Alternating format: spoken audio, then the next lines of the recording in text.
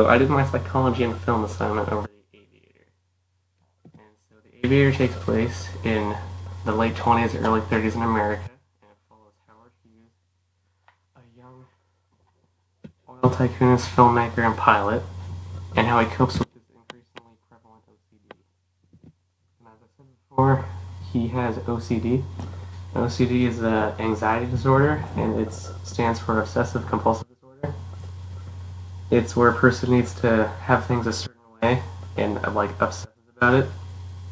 And so he did not go to a therapist in the movie, but in most cultures it would be good to go to a therapist.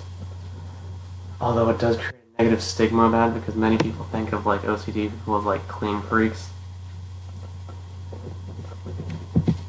And so evidence in the movie is he creates like a germ-free room, and that shows an example of like fear of containment. So he's really afraid of like germs and all that, and he has to repeatedly wash his hands. He has his own bar of soapy brands because he doesn't trust the soap in them like restaurants or anywhere. And at one point he washes his hands so hard that they start to bleed. So that's a very common sign of OCD. The symptoms not shown is he really doesn't think about like being harmed that much. Mainly because like he flies and he does multiple stunts in planes that are very dangerous. And so what I would recommend for this is cognitive behavior therapy. Because as an anxiety disorder, this is more in the brain and like it's more of a behavior. So if he goes to a therapist, it'll help him overcome that over time, hopefully, or at least make the OCD not as severe. In cognitive behavior therapy, challenges negative patterns of thought.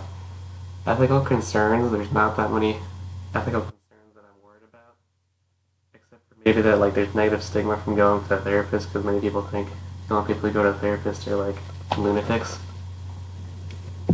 And in conclusion, I would say it was a pretty accurate portrayal of the person with OCD in the movie.